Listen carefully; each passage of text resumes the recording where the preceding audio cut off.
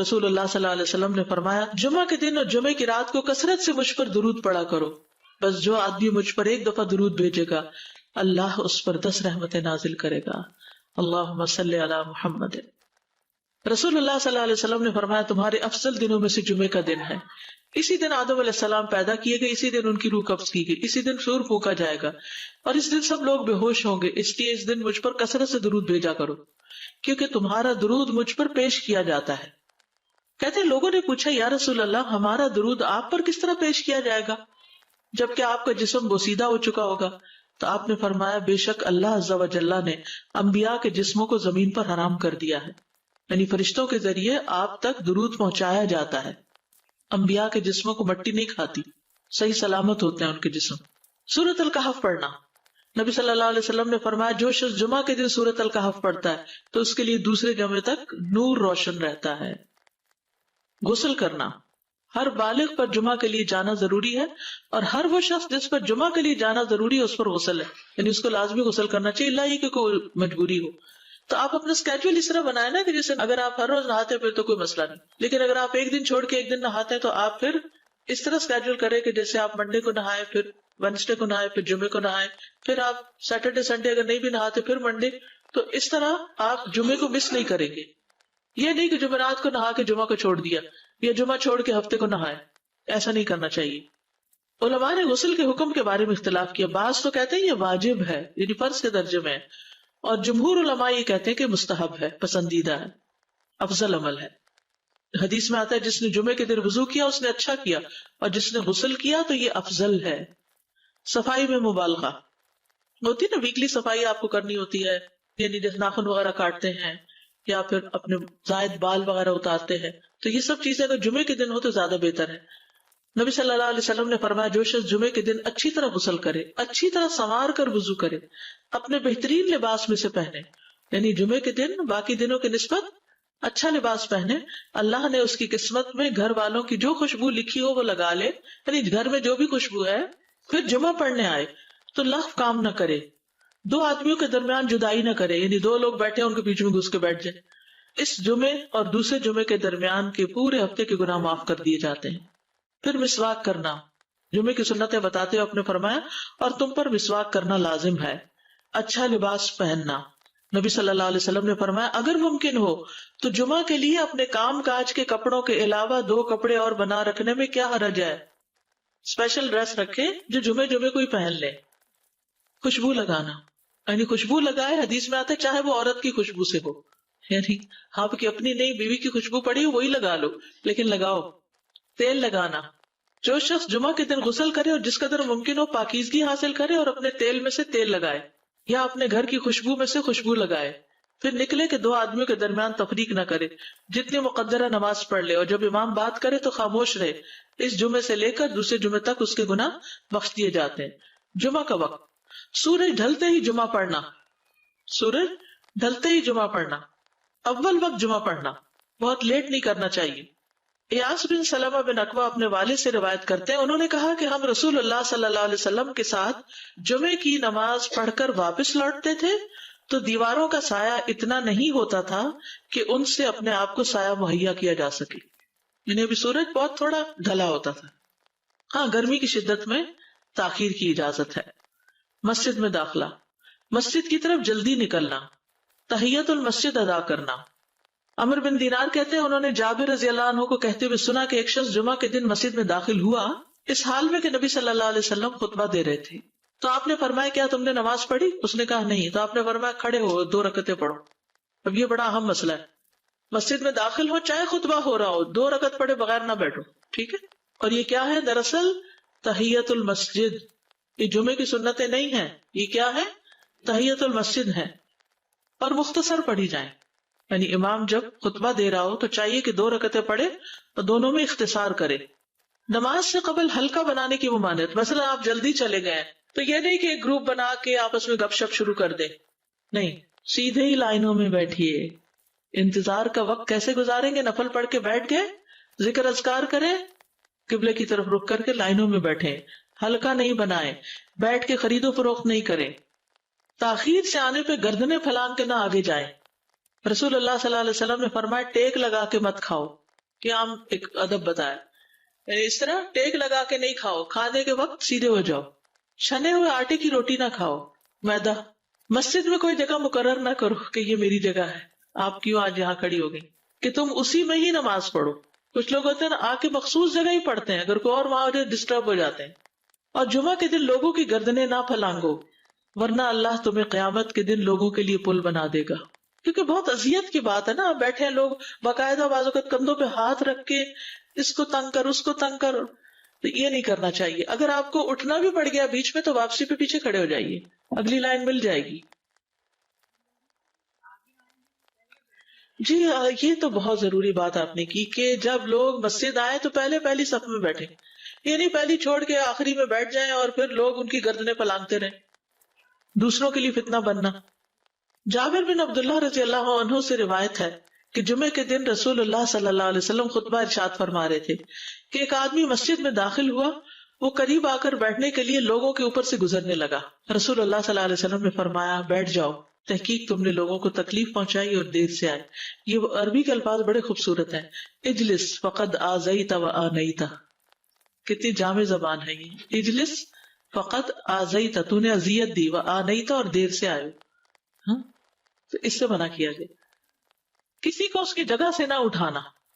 جابر رضی اللہ عنہ نبی صلی اللہ علیہ وسلم سے روایت کرتے ہیں، آپ نے فرمایا تم میں سے کوئی شخص جمعہ کے دن اپنے بھائی کو کھڑا نہ کرے کہ پھر دوسری طرف سے آ کر اس کی جگہ پہ خود بیٹھ جائے، بلکہ جو آئے وہ کہے جگہ کشادہ کرو، بھی ہمارے لیے بھی جگہ بناؤ، یہ کہے۔ خطبہ جمعہ اور اس کے آداب۔ خطبہ جمعہ کی اہمیت، جب اذان ہو جائے تو کیا کرے انسان؟ مسجد کی طرف دوڑ پڑے۔ تو مسجد میں جماعت تو نہیں ہو رہی ہوگی، پہلے کیا ہو رہا ہوگا؟ خطبہ ہو رہا ہوگا۔ امام کا خطبے سے پہلے سلام کرنا، نبی صلی اللہ علیہ وسلم جب ممبر پر چڑھتے تو حاضرین کو السلام علیکم کہتے۔ امام کا کھڑے ہو کر خطبہ دینا، رسول اللہ صلی اللہ علیہ وسلم کھڑے ہو کر خطبہ دیتے، پھر بیٹھ جاتے، پھر کھڑے ہوتے اور کھڑے ہو کر خطبہ دیتے، یعنی بیچ میں تھوڑا سا بیٹھ بھی جاتے تھے۔ جس نے تمہیں یہ خبر دی کہ آپ بیٹھ کر خطبہ دیتے تھے تو تحقیق اس نے جھوٹ بولا، بس یقیناً اللہ کی قسم میں نے آپ کے ساتھ 2000 سے زائد نمازیں پڑھی ہیں، یعنی جن میں بہت سے جمعے بھی آئے ہیں، تو ایسا کچھ نہیں۔ امام کو 2 خطبے دینا، یعنی کھڑے تھے پہلے، پھر ذرا بیٹھ گئے، پھر دوسری دفعہ اٹھے، تو یہ 2 خطبے ہو گئے۔ مختصر خطبہ دینا، آپ کے خطبات چند کلمات ہوا کرتے تھے، بہت لمبی تقریریں نہیں، آپ کا خطبہ درمیانہ ہوتا تھا۔ نبی صلی اللہ علیہ وسلم نے فرمایا آدمی کا نماز کو لمبا کرنا اور خطبے کو مختصر کرنا اس کی سمجھداری کی علامت ہے۔ بس نماز لمبی کرو اور خطبہ مختصر کرو، کیونکہ بعض بیان جادو جیسا اثر رکھتے ہیں، یعنی تھوڑے بھی بات کرو گے تو دل میں چلی جائے گی۔ نماز پہ زیادہ توجہ۔ نبی صلی اللہ علیہ وسلم کا خطبے میں سورۃ قاف پڑھنا، حارثہ بن نعمان کی بیٹی سے روایت ہے، کہتی ہے کہ میں نے سورۃ قاف رسول اللہ صلی اللہ علیہ وسلم سے سن کر حفظ کر لی۔ آپ ہر جمعے کو خطبے میں پڑھا کرتے تھے۔ سامعین کا امام کی طرف رخ کرنا، یعنی جمعے کے دن یہ نہیں کہ آپ کرسی لگا کے کسی اور طرف منہ کر کے بیٹھ جائیں اور جب جماعت ہو تو پھر صف میں کھڑے، نہیں، آپ صف میں بیٹھے ہو، کس طرف منہ ہو؟ قبلہ رخ ہو، امام سامنے ہی ہوگا نا قبلے کی طرف۔ ایک صحابی کہتے کہ جب آپ ممبر پہ چڑھتے تو ہم اپنے چہروں کے ساتھ آپ کی طرف متوجہ ہوتے، ادھر ادھر نہیں دیکھتے تھے خطبے کے دوران۔ امام کے قریب بیٹھنا، اللہ کے نبی صلی اللہ علیہ وسلم نے فرمایا ذکر میں حاضر ہوا کرو، یعنی خطبہ میں، اور امام کے قریب بیٹھا کرو، بے شک آدمی دور ہوتا رہتا ہے حتیٰ کہ وہ جنت میں بھی پیچھے ہی ہوگا اگرچہ وہ اس میں داخل بھی ہو جائے۔ تاخیر کی اتنی مذمت ہے۔ خاموشی سے خطبہ سننا، یعنی بات نہیں کرنی چاہیے، کوئی اہم بات بھی نہیں پوچھنی چاہیے۔ ابن مسعود سے روایت ہے کہ انہوں نے ابی ابن کعب سے قرآن کی کسی آیت کے بارے میں سوال کیا جبکہ اللہ کے نبی خطبہ دے رہے تھے، تو انہوں نے اعراض کیا اور کوئی جواب نہ دیا۔ پھر جب آپ نے نماز پڑھائی تو ابی کہنے لگے تمہارا جمعہ ہی نہیں ہوا۔ تو ابن مسعود نے رسول اللہ صلی اللہ علیہ وسلم سے پوچھا تو آپ نے فرمایا ابی نے سچ کہا، کوئی بات کرنے کی اجازت نہیں، یہ کہنے کی بھی کہ چپ ہو جاؤ یہ بھی اجازت نہیں۔ عبداللہ بن مسعود کہتے کہ جب امام جمعہ کے لیے آ گیا پھر تمہارا اپنے ساتھی سے یہ کہنا کہ خاموش رہو لغویت کے لیے کافی ہے، یہ بھی لغو بات ہے۔ کوئی لغو حرکت نہ کرنا، کنکریوں سے نہ کھیلنا، فون سے نہیں کھیلنا، میسجز چیک نہیں کرنا، انگلیوں میں انگلیاں ڈال کے پٹاخے نہیں بجانا، گوٹ مار کے نہیں بیٹھنا۔ گوٹ مار کے کیسے بیٹھتے ہیں؟ گھٹنے اوپر کر کے اور یوں ایسے گھٹنوں کے گرد ہاتھ ڈال کے۔ کئی دفعہ ایسے نظر آتا ہے کہ خطبے میں لوگ اس طرح بیٹھے ہوتے ہیں کیونکہ پتہ نہیں ہے۔ یعنی آپ چوکڑی مار سکتے ہیں. آپ سب سے افضل پوزیشن تو یہ ہے کہ جیسے نماز کے اتحیات میں ہم بیٹھتے ہیں، لیکن کچھ لوگ اس طرح بیٹھ نہیں سکتے، چلے کرسی میں بیٹھے. اگر کرسی نہیں ہے، نیچے بیٹھے ہیں، تو چوکڑی مار کے بیٹھ جائیں، مگر ٹانگیں اس طرح پیٹ کے ساتھ لگا کے گھٹنوں پہ ہاتھ کو بل دے کے اس طرح نہیں بیٹھے. اگر مجبوری ہے تو وہ اور بات ہے، لیکن یہ کہ بلا وجہ نہیں کرنا چاہیے کیونکہ ادب کے خلاف ہے. اونگ آنے پر جگہ بدلنا. نبی صلی اللہ علیہ وسلم نے فرمایا اگر جمعہ کے دن کسی کو مسجد میں اونگ آنے لگے تو اپنی اس جگہ کو دوسری جگہ سے بدل لے. کہ بعض اوقات ایسا ہوتا ہے نا، خطبے کے وقت بڑی سکینت ہوتی ہے اور آخری خطبہ تو آپ نیند میں ہی سنتے ہیں. نماز جمعہ کی رکعت 2 رکعت ہے فرض بس. جمعہ کی نماز 2 رکعتیں ہیں اور ان دونوں میں قرات ہوتی ہے. نبی صلی اللہ علیہ وسلم جمعے میں سبح اسم ربک الاعلی اور هل اتاک حدیث الغاشیہ پڑھتے. کبھی جمعہ اور عید کٹھے ہو جاتے تب بھی دونوں نمازوں میں یہی صورت پڑھتے تھے. ٹھیک ہے. اسی طرح صبح کی نماز میں جمعے کے دن الف لام میم التنزیل اور هل اتى علی الانسان کی قرات کرتے اور نماز جمعہ میں سورۃ الجمعہ اور منافقین کی تلاوت کرتے. یعنی یہ بھی ملتا ہے. فرض کے بعد 2 رکعت پڑھنا.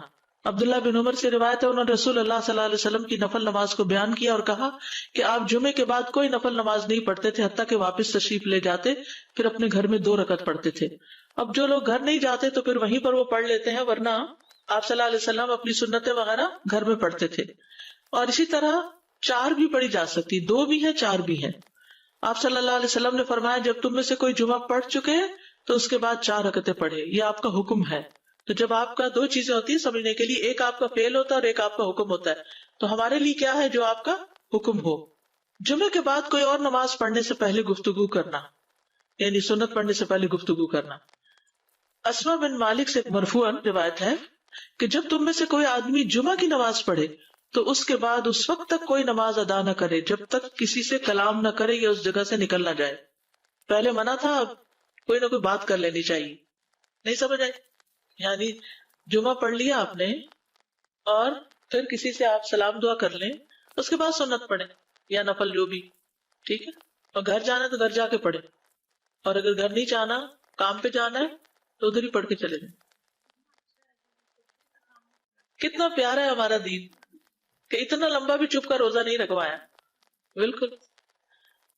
عاصم سے روایت ہے، وہ ابو قلابہ سے نقل کرتے ہیں، میں نے ان کے ساتھ جمعہ کی نماز پڑھی. جب میں نے اپنی نماز پوری کر لی انہوں نے میرے ہاتھ کو پکڑا اور میری جگہ پر کھڑے ہوئے اور مجھے اپنی جگہ پہ کھڑا کیا. وہ جو ہم چینج کرتے ہیں نا جگہ، وہ اس کی بات ہو رہی ہے.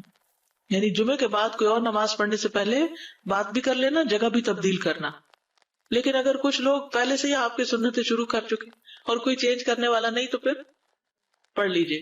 یعنی یہ مستحب اعمال ہے، ان میں ایسا نہیں کہ کوئی گناہ لازم ہو جائے گا، لیکن افضل یہ ہے، افضل سے اجر زیادہ ہو جاتا ہے. جمعہ کے دیگر احکام. 1 رکعت پانے پر بھی جمعہ ادا ہو جاتا ہے. یعنی اگر کسی کو رش مل گیا، پارکنگ نہیں ملی اور 1 رکعت میں بھی پہنچ گیا تو جمعہ ہو گیا. امام سے دعا کا کہنا. انس کہتے ہیں کہ 1 سال نبی صلی اللہ علیہ وسلم کے عہد میں لوگ قحط میں مبتلا ہوئے. جمعہ کے دن میں نبی صلی اللہ علیہ وسلم کے خطبہ پڑھنے کے دوران میں ایک اعرابی کھڑا ہو گیا. کہا یا رسول اللہ، مال تباہ ہو گئے، بچے بھوکے مرنے لگے، اس لیے آپ اللہ سے ہمارے حق میں دعا کیجیے. آپ نے اپنے دونوں ہاتھ اٹھائے. اس وقت آسمان پر بادل کا ایک ٹکڑا بھی نہیں تھا. قسم اس ذات کی جس کے ہاتھ میں میری جان، آپ نے ہاتھ اٹھائے بھی نہیں تھے کہ پہاڑوں کی طرح بادل کے بڑے بڑے ٹکڑے امڑ آئے. یہ معجزہ ہے آپ کا، آپ کی دعا قبول ہو گئی. پھر آپ ممبر سے ابھی اترے نہیں تھے کہ میں نے آپ کی داڑھی پر بارش کے قطروں کو ٹپکتے ہوئے دیکھا. اس دن خوب بارش ہوئی. پھر دوسرے دن، تیسرے، چوتھے، حتیٰ کہ دوسرے جمعے تک سلسلہ جاری رہا. دوسرے جمعے وہی عربی یا کوئی اور کھڑا ہو گیا اور کہا یا رسول اللہ، چھتیں گر گئی، مال ڈوب گیا، اس لیے آپ ہمارے لیے اللہ سے دعا کیجیے. چنانچہ آپ نے اپنے دونوں ہاتھ اٹھائے اور فرمایا اے میرے اللہ، ہمارے ارد گرد برسا، ہم پر نہ برسا. اور بدلی کے جس طرف اشارہ کرتے وہ بدلی ہٹتی جاتی اور مدینہ ایک حوض کی طرح ہو گیا. وادی کنات 1 مہینے تک بہتا رہا. جو شخص بھی کسی علاقے سے آتا تو اس پر بارش کا حال بیان کرتا. جیسے ہوتا ہے نا کوئی فلڈ آ جائے، کچھ ہریکین، تو پھر ہر کوئی موضوع گفتگو ہو جاتا ہے. جمعہ کے بعد قیلولہ کرنا. انس کہتے ہیں کہ ہم لوگ جمعہ کے دن سویرے نکلتے اور جمعہ کی نماز کے بعد قیلولہ کرتے تھے. جمعہ کے بعد کھانا کھانا. سہل کہتے ہیں کہ ہم نہ تو قیلولہ کرتے نہ دوپہر کا کھانا کھاتے، مگر جمعے کے بعد. لنچ کب ہے؟ جمعے کے بعد. جمعے کو قیام و سیام کے لیے خاص کرنے کی ممانعت ہے. یعنی اس دن کی رات کو شب جمعہ منانا کہ اس رات پوری عبادت کریں گے، یہ سنت سے ثابت نہیں. ٹھیک ہے. اور دن کو روزے کے لیے خاص کرنا، یہ بھی سنت سے ثابت نہیں. الا ہی کہ کوئی معمول کا روزہ رکھتا ہے، ایام 20 کا روزہ ہے تو وہ اور بات ہے۔ ابو ہریرہ سے روایت ہے کہ میں نے رسول اللہ صلی اللہ علیہ وسلم کو فرماتے ہوئے سنا، تم میں سے کوئی شخص جمعہ کے دن روزہ نہ رکھے مگر یہ کہ اس کے ایک دن پہلے یا اس کے بعد کا دن ملا کر روزہ رکھے۔ جمعہ کے دن خرید و فروخت کی ممانعت ہے۔ جمعہ کے دن جب نماز کے لیے پکارا جائے تو اس وقت اللہ نے خرید و فروخت سے منع کیا ہے۔ وَذَرُوا الْبَيْعَ، اس دن کاروبار حرام ہے، اور یہ جمعے کی دوسری اذان کے ساتھ تعلق رکھتا ہے، یعنی صبح صبح کام کر سکتے ہیں لیکن اذان ہوتے ہی چھوڑ دیں، اور جب پھر جمعہ سے فارغ ہو جائے تو دوبارہ دکان پہ جا کے بیٹھ جائیں۔ جابر بن عبداللہ کہتے ہیں کہ نبی صلی اللہ علیہ وسلم جمعہ کے دن خطبہ ارشاد فرما رہے تھے کہ مدینہ میں ایک تجارتی قافلہ آیا، رسول اللہ صلی اللہ علیہ وسلم کے صحابہ اس کی طرف لپک پڑے اور آپ کے پاس مسجد میں صرف 12 آدمی بچے، تو رسول اللہ صلی اللہ علیہ وسلم نے یہ صورت دیکھ کر فرمایا، اس ذات کی قسم جس کے ہاتھ میں میری جان، اگر تم سارے کے سارے چلے جاتے اور کوئی بھی باقی نہ بچتا تو اس وادی میں آگ بہ پڑتی، یعنی اتنا بڑا جرم ہے یہ۔ پھر یہ آیت نازل ہوئی، وَإِذَا رَأَوْا تِجَارَةً أَوْ لَهْوًا انفضوا إِلَيْهَا وَتَرَكُوكَ قَائِمًا، جب وہ کوئی سودا بکتا دیکھیں یا کوئی تماشا نظر آ جائے تو اس کی طرف دوڑ جاتے ہیں اور آپ کو کھڑا ہی چھوڑ دیتے ہیں۔ راوی کہتے ہیں جو 12 آدمی رسول اللہ صلی اللہ علیہ وسلم کے ساتھ رہے ان میں ابو بکر اور عمر رضی اللہ عنہ بھی شامل تھے۔ جمعے کے دن قبولیت کی گھڑی ہوتی ہے، اس وقت اللہ سے بھلائی مانگنی چاہیے۔ رسول اللہ صلی اللہ علیہ وسلم نے فرمایا، جمعے کے دن میں ایک گھڑی ایسی ہے کہ کوئی مسلمان اللہ سے کسی خیر کا سوال کرتے ہوئے اس کی موافقت نہیں کرتا مگر اللہ اسے وہی خیر عطا کر دیتا ہے۔ فرمایا یہ ایک چھوٹی سی گھڑی تھوڑی دیر کے لیے ہوتی ہے اور یہ ہر جمعے کو ہوتی ہے، ٹھیک ہے؟ اور خصوصاً نماز میں بھی اگر کوئی دعا کر رہا ہوتا ہے نا انسان تو وہ بھی قبول ہو جاتی ہے۔ نماز میں دعا کہاں ہوتی ہے؟ شروع میں ہوتی ہے، رکوع میں ہوتی ہے، سجدے میں ہوتی ہے، تشہد میں ہوتی ہے۔ تو اگر یعنی جمعہ پڑھ رہے ہیں اور بیچ میں دعائیں آ گئی ہیں تو ہو سکتا ہے وہی گھڑی آ گئی ہو اور آپ کی دعا قبول ہو جائے، اور یہ تورات میں بھی اس کا ذکر تھا۔ ابو ہریرہ رضی اللہ عنہ کہتے ہیں کہ رسول اللہ صلی اللہ علیہ وسلم نے فرمایا، بہترین دن جس میں سورج طلوع ہوتا ہے جمعہ کا دن ہے۔ اس دن میں ایک گھڑی ایسی ہے کہ نماز کی حالت میں اگر کوئی مسلمان بندہ اللہ عز و جل سے کچھ طلب کرے تو وہ اس کو ضرور دیتا ہے۔ کعب نے کہا ایسا سال میں ایک مرتبہ ہوتا ہے؟ تو میں نے کہا نہیں بلکہ ہر جمعہ کو ہوتا ہے۔ کہتے ہیں پھر کعب نے تورات پڑھی تو کہا نبی صلی اللہ علیہ وسلم نے سچ فرمایا۔ ابو ہریرہ رضی اللہ عنہ کہتے ہیں کہ میں بعد میں عبداللہ بن سلام سے ملا اور ان سے اپنی اور کعب کی مجلس کا بتایا تو عبداللہ بن سلام رضی اللہ عنہ نے کہا میں جانتا ہوں وہ گھڑی کب آتی ہے۔ ابو ہریرہ نے کہا مجھے بھی بتائیے۔ انہوں نے کہا وہ جمعہ کے دن میں آخری گھڑی ہے۔ میں نے کہا یہ جمعے کے دن کی آخری گھڑی کیسے ہو سکتی ہے؟ حالانکہ رسول اللہ صلی اللہ علیہ وسلم نے فرمایا جو مسلمان بندہ اس کو نماز پڑھتے ہوئے پائے، اس وقت میں کوئی نماز نہیں پڑھی جاتی۔ تو عبداللہ بن سلام نے کہا کیا رسول اللہ صلی اللہ علیہ وسلم نے یہ نہیں فرمایا جو شخص نماز کے انتظار میں بیٹھا رہے وہ گویا نماز ہی کی حالت میں